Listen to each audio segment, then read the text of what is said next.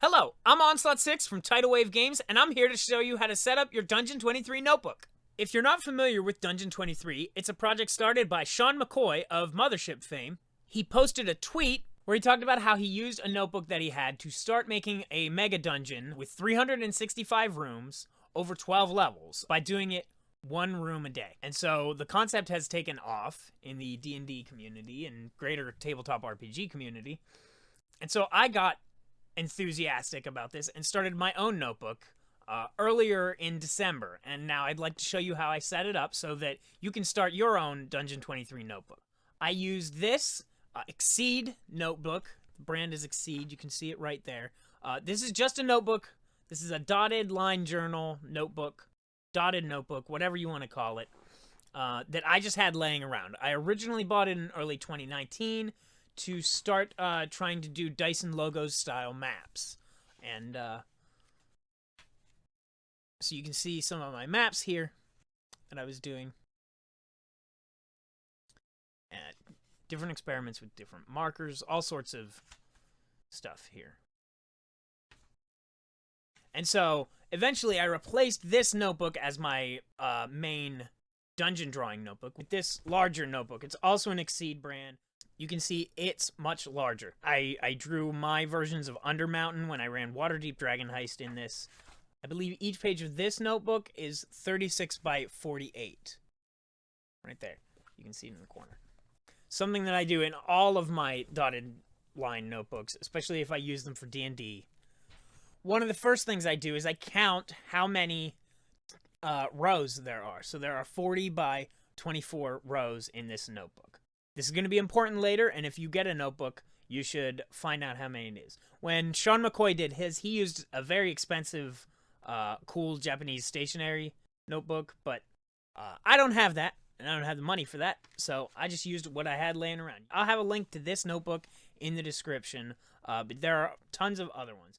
So the size of this notebook is 5 inches by 8.25 inches, which means it's a little bit smaller than a standard RPG zine. Here it is, next to Mothership. And you can see it's just slightly smaller than that. Here it is next to my game. See you, Space Cowboy.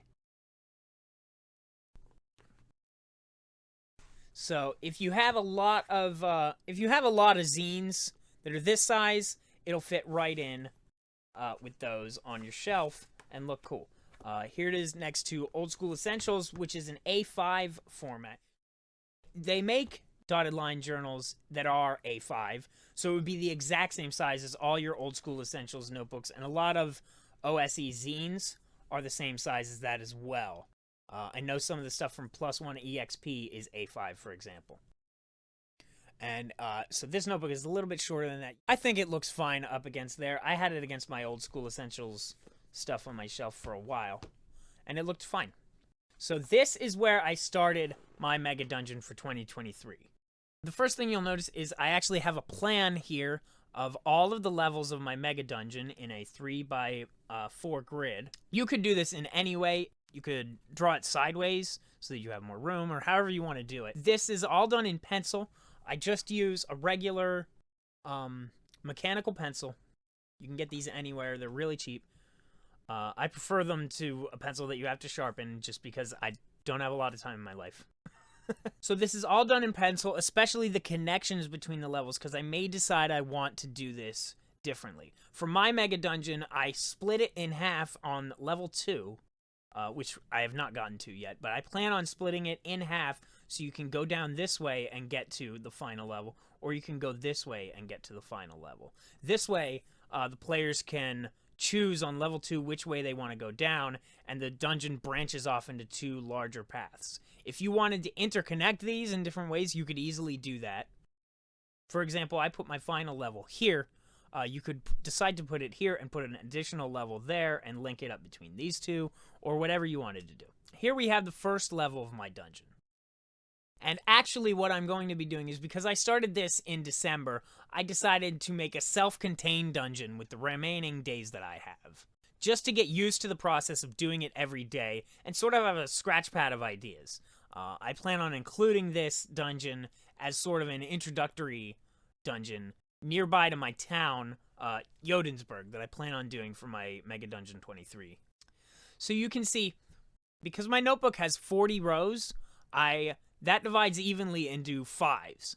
So what I did was I left 5 rows at the top for the title of the dungeon and any larger information that I wanted to use here. You can see here on the next page, I wrote a little bit about the dungeon. And then 5 rows each for each day. I use these Micron pens. They're really good marker pens. I believe I use the 05 for the lines, and then the dates I write in the 005. I actually prefer the 01 for writing stuff here. And you can actually see the pages of my notebook are pretty thin.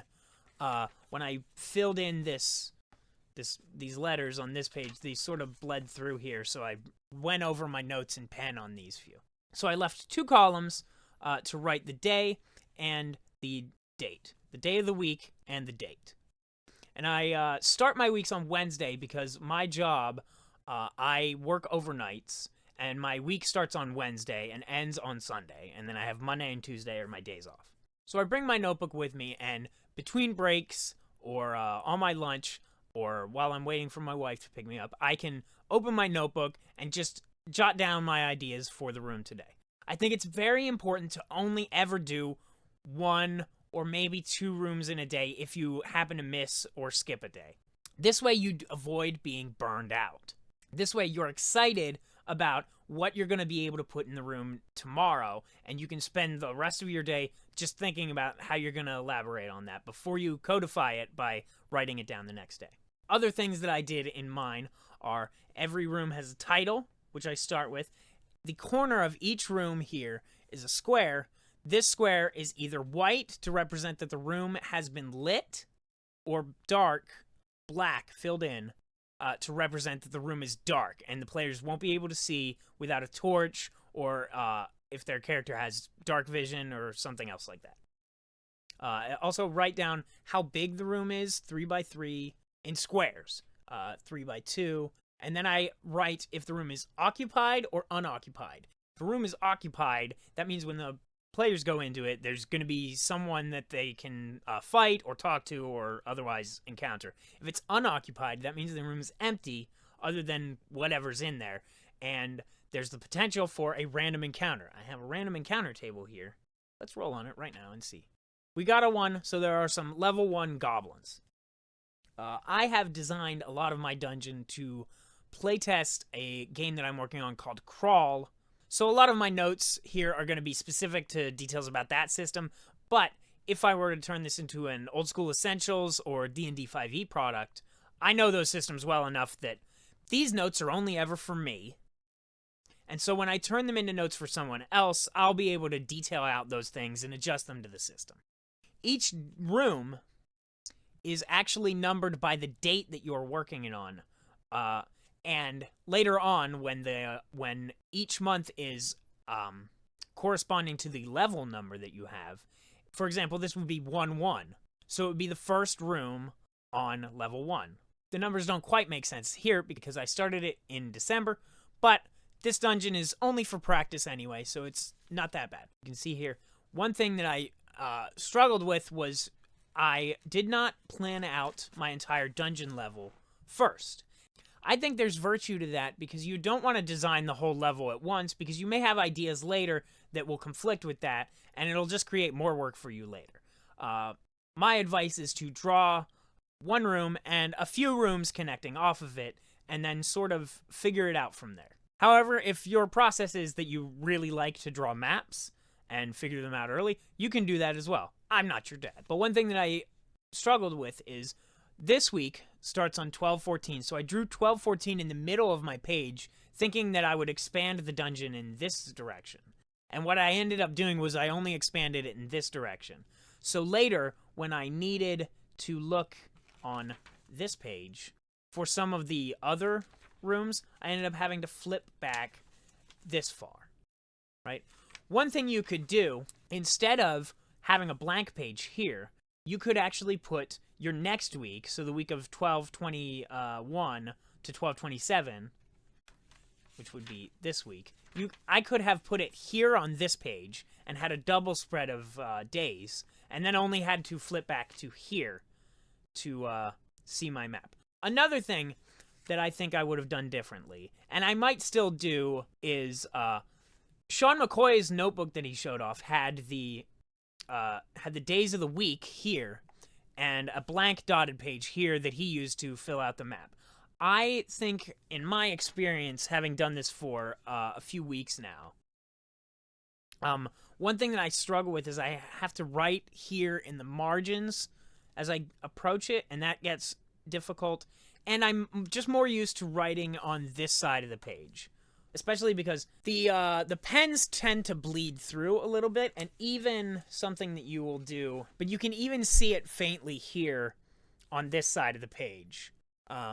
So you could get a notebook with thicker paper, but because of this bleed effect, I tended to only draw on this side of the page and leave this one completely blank. So I'm just used to writing over here, especially with a larger, like, thick cushion of pages underneath me. That's gonna dissipate a little bit as we get sort of closer, but I still feel like I would enjoy writing on this side more than this side. I'm gonna swap pages and draw my maps on this side and start doing my days of the week on this side.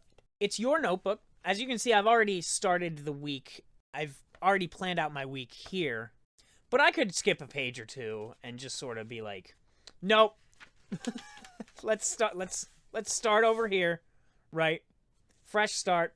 Forget about all that stuff. Because it's my notebook. There are no rules. There's no notebook police, right? So I can do whatever I want. If you find that the process isn't working for you, you can change it. You can adapt on the fly, and you can do things differently. When I was building this dungeon, I sort of capped it around 21 rooms, or 3 weeks, just because I knew the beginning of the month was going to be these 3 days, and so these 4 days I sort of ended up not using. So I'm going to use those days creatively to fill out this hex map that I drew. A sort of wilderness area between Jotensburg, the town that I'm going to have for this dungeon, and somewhere around here I'll put my mega dungeon, and probably my beginner dungeon I'll put maybe here or here. And this way, the players will have to travel a few hexes in order to get to the dungeon, and they can engage in some overland travel. Especially if my beginner dungeon that I just talked about is around here, where they don't have to travel very far. They can make that in about a day if these are 6-mile hexes. It will be trivial to go from Jotensburg to the dungeon and back, and gain a few levels, clearing out these 21 rooms or so, before they go to the larger mega dungeon somewhere over here. So, that's my Dungeon 23 notebook. I'm very excited for this project, and I'm really excited to see what everyone else is coming out with, and all the great zine products that I'm sure are gonna launch in February of 2024, over a year from now, when everyone has finished their Dungeon 23 project. If you enjoyed this video, or you're working on your own Dungeon 23 project, leave a comment and talk about it. Use the hashtag Dungeon23 on Twitter and other social media platforms so we can all talk about this great thing we're doing together. Until next time, remember, take care of yourselves, take care of each other. ACAB, Black Lives Matter, trans rights are human rights. Don't kill the part of you that's cringe, kill the part of you that cringes. And stay gold.